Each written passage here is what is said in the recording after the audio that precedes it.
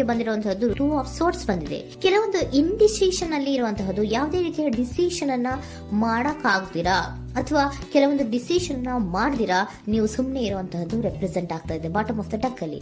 ನಿಮ್ಮ ಲವ್ ಲೈಫಿನ ವಿಚಾರದಲ್ಲಿ recent past ನಲ್ಲಿ ಕೆಲವೊಂದು ರೀತಿಯ ಎಂಡಿಂಗ್ ಗಳಾಗಿರುವಂತಹದ್ದು, ಲವ್ ಲೈಫಿನ ವಿಚಾರದಲ್ಲಿ ಕೆಲವೊಂದು ರೀತಿಯ ಡಿಸ್ಟರ್ಬೆನ್ಸ್ ಗಳಾಗಿರುವಂತಹದ್ದು, ಅವ್ಯವಸ್ಥೆಗಳಾಗಿರುವಂತಹದ್ದು, ಸಮಾಧಾನ ಇಲ್ಲದೆ ಇರುವಂತಹದ್ದು ರೆಪ್ರೆಸೆಂಟ್ ಆಗ್ತಾ ಇದೆ.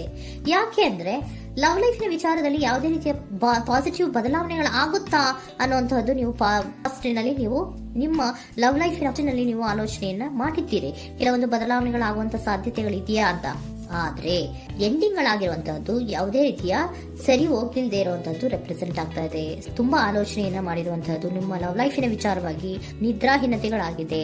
ಕೆಲವೊಂದು ರೀತಿಯ ಸ್ಟ್ರೆಸ್ಸಿಗೆ ಒಳಗಾಗಿರುವಂತಹದ್ದು ನಿಮ್ಮ ರೀಸೆಂಟ್ ಪಾಸ್ಟಿನಲ್ಲಿ ನಡೆದಿರುವಂತಹದ್ದು. ಲವ್ ಲೈಫಿನ ವಿಚಾರವಾಗಿ ಯಾವುದೇ ರೀತಿಯ ಅಂತ ಸಮಾಧಾನದ ಏನು ನಿಮ್ಗೆ ನಡೆದಿಲ್ಲ. ಆ ಕಾರಣಕ್ಕೇನೆ ನಿಮ್ಗೆ ಕೆಲವೊಂದು ವಿಚಾರಗಳನ್ನ ಡಿಸಿಷನ್ ತಗೊಳ್ಳುವಂತಹದ್ದು, ಡಿಸೈಡ್ ಅನ್ನ ಮಾಡುವಂತಹದ್ದು ನಿಮ್ಗೆ ಕಷ್ಟ ಆಗ್ತಾ ಇರೋದು.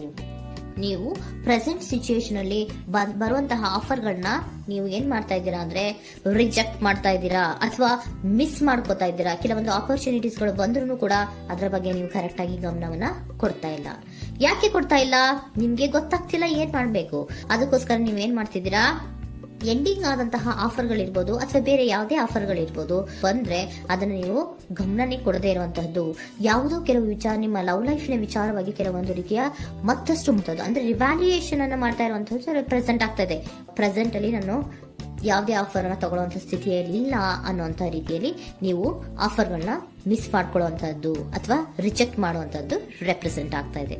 ನೆಕ್ಸ್ಟ್ ಕಾರ್ಡ್ ಬಂದಿರುವಂತಹದ್ದೇನು, ಪ್ರೆಸೆಂಟ್ ನಲ್ಲಿ ಪೇಜ್ ಆಫ್ ಸೋರ್ಸ್ ಬಂದಿದೆ. ಯಾವುದೋ ಒಂದು ನಿಮ್ಮ ಲವ್ ಲೈಫಿನ ವಿಚಾರವಾಗಿ ಬಹಳಷ್ಟು ಕ್ಯೂರಿಯಾಸಿಟಿಯಿಂದ ಏನೋ ವಿಚಾರವನ್ನ ತಿಳ್ಕೊತಾ ಇದ್ದೀರಾ, ಬಹಳಷ್ಟು ಕ್ಯೂರಿಯಾಸಿಟಿಯಿಂದ ತಿಳ್ಕೊತಾ ಇದ್ದೀರಾ ಏನಾಗ್ತಾ ಇದೆ, ಹೇಗಾಗ್ತಾ ಇದೆ ಅಂತ. ತುಂಬಾನೇ ನೀವು ಕೆಲವೊಬ್ರು ಲವ್ ಲೈಫಿನ ವಿಚಾರದಲ್ಲಿ ತುಂಬಾನೇ ಮಾತು ಕೂಡ ಆಡ್ತಾ ಇರುವಂತಹದ್ದು ರೆಪ್ರೆಸೆಂಟ್ ಆಗ್ತಾ ಇದೆ. ಏನಾಗ್ತಾ ಇದೆ, ಹೇಗಾಗ್ತಾ ಇದೆ, ಈ ಗಲಿಬಿಲಿಗಳು, ಡಿಸ್ಟ್ರಾಕ್ಷನ್ಸ್ಗಳು ಅಥವಾ ಡಿಸಿಷನ್ಸ್ ನ ಮಾಡೋಕ್ಕಾಗದೆ ಏನಕ್ಕೆ ಒದ್ದಾಡ್ತಿದೀವಿ ಅನ್ನೋದ್ರ ಬಗ್ಗೆ ಕೂಡ ನೀವು ಕೆಲವೊಂದು ರೀತಿಯ ಮಾತಾಡ್ತಾ ಇರುವಂತಹದ್ದು ರೆಪ್ರೆಸೆಂಟ್ ಆಗ್ತಾ ಇದೆ.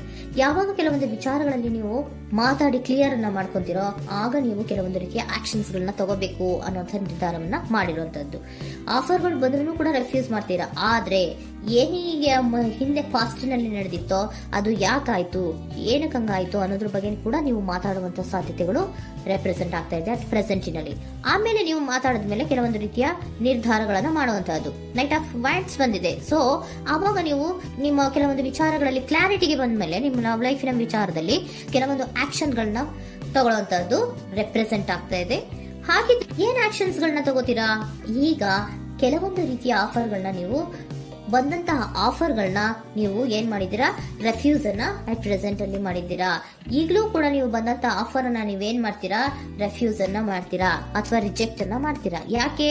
ಸೆಕೆಂಡ್ ಕಾರ್ಡ್ ನಿಮ್ಗೆ ಇಮಿಡಿಯೇಟ್ ಫ್ಯೂಚರ್ ನಲ್ಲಿ ಸೆಕೆಂಡ್ ಕಾರ್ಡ್ ಬಂದಿರೋದು ಯಾವುದು, ಹಾರ್ಮೆಟ್ ಕಾರ್ಡ್ ಬಂದಿದೆ. ಸೊ ಲೋನ್ಲಿನೆಸ್ ಅನ್ನ ರೆಪ್ರೆಸೆಂಟ್ ಮಾಡುತ್ತೆ. ಯಾಕೆ ಲೋನ್ಲಿನೆಸ್ ಅನ್ನ ರೆಪ್ರೆಸೆಂಟ್ ಮಾಡುತ್ತೆ? ಬೇಡಪ್ಪ, ಈ ಜಗ್ಲಿಂಗ್ ಗಳೇ ಬೇಡ. ತುಂಬಾ ಜಗ್ಲಿಂಗ್ ಇದೆ ನಿಮ್ಮ ಲವ್ ಲೈಫಿನ ವಿಚಾರದಲ್ಲಿ. ಕೆಲವೊಬ್ಬರಿಗೆ ತುಂಬಾ ಜಗ್ಲಿಂಗ್ ಇದೆ. ಯಾವಾಗ್ಲೂ ಬ್ಯಾಲೆನ್ಸ್ ಅನ್ನ ಮಾಡ್ತಾ ಇರ್ಬೇಕು. ಈ ಕಡೆಗೆ ಹೇಳಿದ್ರೆ ಆ ಕಡೆಗೆ ಹೋಗುತ್ತೆ, ಆ ಕಡೆಗೆ ಹೇಳಿದ್ರೆ ಈ ಕಡೆಗೆ ಬರುತ್ತೆ. ಯಾವ ಕಡೆ ಅಂತ ಮಾಡೋದು ಅನ್ನುವಂತಹ ಆಲೋಚನೆಯನ್ನ ಮಾಡ್ತಾ ಇರುವಂತದ್ದು. ಸದ್ಯಕ್ಕೆ ಯಾವುದೇ ಆಫರ್ ಬೇಡ, ಸ್ವಲ್ಪ ಒಂಟಿಯಾಗಿರೋಣ ಅಂತ ನೀವು ಆಲೋಚನೆಯನ್ನ ಮಾಡ್ತಾ ಇರುವಂತದ್ದು ರೆಪ್ರೆಸೆಂಟ್ ಆಗ್ತಾ ಇದೆ. ಮತ್ತೆ ಕೆಲವೊಬ್ಬರಿಗೆ ಕೆಲವೊಂದು ರೀತಿಯ ಕ್ಯೂರಿಯಾಸಿಟಿಯಿಂದ ಏನಾಗ್ತಾ ಇದೆ ಅಂತ ವಿಷಯಗಳನ್ನ ತಿಳ್ಕೊಂಡ್ಮೇಲೆ ಕೆಲವೊಂದು ಆಕ್ಷನ್ಸ್ ಗಳನ್ನ ತಗೊಳ್ಳುವಂತದ್ದು ಕೂಡ ರೆಪ್ರೆಸೆಂಟ್ ಆಗ್ತಾ ಇದೆ. ಯಾವುದೇ ರೀತಿಯ ಭಯ ಇಲ್ಲದೆ ವಿಷಯಗಳನ್ನ ತಿಳ್ಕೊಂಡು ನೀವು ಆಫರ್ಗಳನ್ನ ಅಟ್ ಪ್ರೆಸೆಂಟ್ ಅಲ್ಲಿ ರೆಫ್ಯೂಸ್ ಮಾಡೋ ಸಾಧ್ಯತೆಗಳು ಕೂಡ ಕೆಲವೊಬ್ಬರಿಗೆ ರೆಪ್ರೆಸೆಂಟ್ ಆಗ್ತದೆ. ಯಾಕೆ ಆಫರ್ಗಳನ್ನ ರೆಫ್ಯೂಸ್ ಮಾಡ್ತೀರಾ? ನಿಮ್ಮ ಲವ್ ಲೈಫಿನ ವಿಚಾರದಲ್ಲಿ ಬರೀ ಜಗ್ಲಿಂಗ್, ತುಂಬಾ ಬ್ಯಾಲೆನ್ಸ್ ಅನ್ನ ಮಾಡ್ಬೇಕು. ಯಾವ ಕಡೆ ಮಾಡ್ಬೇಕು, ಹೇಗ್ ಮಾಡ್ಬೇಕು ಗೊತ್ತಾಗದೇ ಇಲ್ಲ. ನೀವೇನ್ ಮಾಡ್ತೀರಾ, ಸ್ವಲ್ಪ ದಿನದ ಮಟ್ಟಿಗೆ ನಾನು ಲೋನ್ಲಿ ಆಗಿರ್ಬೇಕು ಅನ್ನೋದನ್ನ ಇಲ್ಲಿ ನಿಮ್ಗೆ ಲವ್ ಲೈಫಿನ ವಿಚಾರವಾಗಿ ರೆಪ್ರೆಸೆಂಟ್ ಆಗ್ತಾ ಇದೆ. ಈ ಎಲ್ಲಾ ಕನ್ಫ್ಯೂಷನ್ಸ್ ಇರೋದ್ರಿಂದಲೇ ನಿಮ್ಗೆ ಬಾಟಮ್ ಆಫ್ ದ ಡಕ್ ಬಂದಿರೋಂತಹದ್ದು 2 ಆಫ್ ಸೋರ್ಟ್ಸ್ ಬಂದಿರೋಂತಹದ್ದು. ಸೊ ಇಂಡಿಸಿಷನ್ ಆಗ್ತಾ ಇರೋಂಥದ್ದು. ಏನ್ ಮಾಡ್ಬೇಕು ಗೊತ್ತಾಗಲ್ಲ.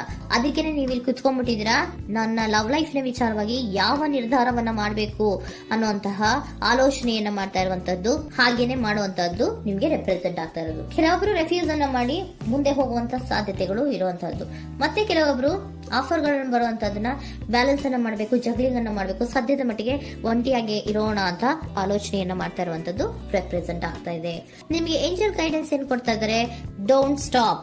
ಇಲ್ಲಿ ಡೋಂಟ್ ಸ್ಟಾಪ್ ಇನ ಅರ್ಥ ಏನಪ್ಪಾ ಅಂದ್ರೆ, ಯಾವ ಕೆಲವು ವಿಚಾರಗಳ ಬಗ್ಗೆ ಕ್ಲಾರಿಟಿ ಬೇಕು ನಿಮ್ಗೆ, ಯಾವ ವಿಚಾರಗಳಲ್ಲಿ ನೀವು ಕನ್ಫ್ಯೂಷನ್ಸ್ ಅಲ್ಲಿ ಒದ್ದಾಡ್ತಾ ಇದ್ದೀರಾ, ಏನ್ ಕ್ಲಾರಿಟಿ ಬೇಕೋ ಅದನ್ನ ಧೈರ್ಯವಾಗಿ ಮುಂದೆ ಬಂದು ಅದನ್ನ ಕ್ಲಾರಿಟಿಯನ್ನ ತಗೊಂಡು ಮುಂದೆ ಹೋಗು, ಅಲ್ಲೇ ನಿಂತ್ಕೋಬೇಡ ಅನ್ನುವಂಥದ್ದನ್ನ ನಿಮ್ಗೆ ಹೇಳ್ತಾ ಇದ್ದಾರೆ. ಯಾವ ವಿಚಾರವನ್ನ ನೀವು ಲವ್ ಲೈಫ್ ನ ವಿಚಾರದಲ್ಲಿ ಏನ್ ಈ ಜಗ್ಲಿಂಗ್ಗಳು ಅಥವಾ ಈ ಬ್ಯಾಲೆನ್ಸ್ ಗಳನ್ನ ಮಾಡ್ಕೊಂಡು ಅಥವಾ ಎಳ್ದಾಟಗಳನ್ನ ಮಾಡ್ಕೊಂಡಿದ್ದೀರೋ ಅಲ್ಲಿಗೆ ಕ್ಲಾರಿಟಿನ ತಗೊಳ್ಳಿ, ಧೈರ್ಯವಾಗಿ ಕ್ಲಾರಿಟಿನ ತಗೊಂಡು ನೀವು ಮುಂದೆ ಆಕ್ಷನ್ಸ್ ಅನ್ನು ತಗೊಳ್ಳುವಂತದ್ದು ರೆಪ್ರೆಸೆಂಟ್ ಆಗ್ತಾ ಇದೆ.